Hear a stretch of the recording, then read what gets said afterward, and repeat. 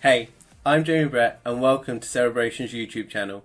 So, during a pandemic, it is likely that you'll find yourself in unfamiliar conditions where you are isolated, working remotely and social distancing. This might seem strange for most people, but for some individuals, like Arctic explorers or people who work at sea, these circumstances are all part of the day job. One segment of the population who might be able to give us some insights are actually more used to working far from home, specifically astronauts. Now, this might seem, quite literally speaking, worlds away from your home workstation to life on a space station. However, there are decades of detailed research and experiments about how confinement, isolation, social distancing, and stress impacts humans. Research into human psychology, physiology, team dynamics, social deprivation, monotony, and limited communication with the outside world are studied by space agencies worldwide to help us understand countermeasures and technologies to support astronauts off-world. This knowledge is of key importance to spaceflight missions, as travel outside low Earth orbit will be comprised of crews living and working in isolated and confined transports or settlements for extended periods of time. I reached out to Mohammad Iranmanesh to help get some expert insights into what life in space can teach us about coping with isolation. Mohammed is an established space systems engineer with a background in technical leadership of complex projects for the European Space Agency and is a co-founder of LIDE.space. He has also undergone isolation experiments with the Mars Desert Research Station, where he worked in isolation with a small crew, one of whom was Camille Gontier. Camille has both a master's degree in space engineering and neuroscience and currently works as a development engineer at the Altitude and Orbit Control Department of Airbus Defence and Space. Both very kindly offered their time to help me understand about life in space and dealing with isolation. Yeah, sure. So my name is Mohammad Iranmanesh. I'm a space systems engineer, and I've been working on a few space instruments for the European Space Agency. And I've also have some experience with analog missions, and that's what I'm hoping to share with you guys today. So my name is Camille Gontier. I have a degree in space engineering. I graduated from the same university as Mohammed. And after that, I've been working for 2 years in the space industry at Airbus Defence and Space in Toulouse, in France. And I'm now a PhD candidate at the Faculty of Medicine of the University of Bern in Switzerland. And I was both the crew scientist and the crew journalist of the MDRS 164 Mars analog simulation, which was commended by Mohammed and Mehdi. We're going to discuss what we learned during this isolation mission. So really the idea when you come to space is that, whenever you send something to space, you have to make sure that it's going to work there. So it's not just about designing it and getting the math right. You also have to make sure that it's going to work in that specific environment. So the environment in space is very specific, from the thermal point of view. You have vacuum. It's very different from what you have on Earth. So you can't just say, okay, I built something, in a lab and it's going to work in space. But you also try to do that for human exploration. So when you send someone to space, you would like them to be able to train and be, to get to know how it's going to be there. So for that, you also try to simulate as much as you can. Obviously, there are some aspects of space, like the dangers, the fact that you don't have gravity, that you can't simulate. But there are some other aspects of it, like the confinement and isolation, that you actually can simulate here on Earth. So there are different trials that have been made for different duration. And what you try to see is how those people are going to react in those confinement and isolation environment, and if they're going to be managed to still do what they're expected to do once they're in space in those environments. And so, as Mohammed mentioned, there are different levels of simulations.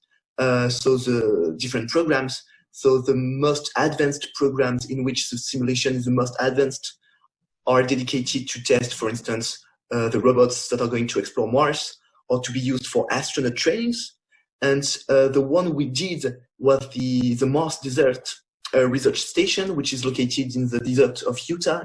And during those missions, we tried to reproduce as much as possible the condition that a crew of astronauts would encounter on Mars. But yet we add the physical and communication isolation, which was needed to simulate for a given part the fact that we were on Mars. And so some of our activities were basically just living. So we had to, cook, we had to clean, we had to sleep, and that kind of activities. And then we had our scientific experiments. So we came there with a bunch of, prototypes or proof of concept that we wanted to test in those environments. We had a rover, for example, that we were testing and controlling from the habitat while the rover was outside helping someone during an extravehicular activity. We had drones that we used as a relay for communication with base, and really like everyone was inside the hub. And if you wanted to go out, you would actually simulate the fact that you have a spacesuit and you can go outside just for a few hours. The communication with the Earth station was also simulated, so we could just communicate with them by email for 1 hour a day. Our communication with our friends and family were non-existent or very limited. I was responsible for an experiment in which I was studying mind wandering in the condition of isolation, and especially trying to see whether it was possible to detect some physiological correlate of mind wandering.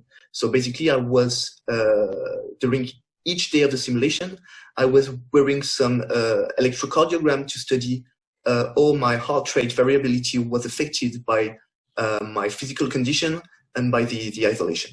So in lab, in very controlled environment, in laboratories on Earth, it has been well studied, it has been well established that mind wandering, when you are not focused on a task, can be detected by some precise and measurable physical correlates.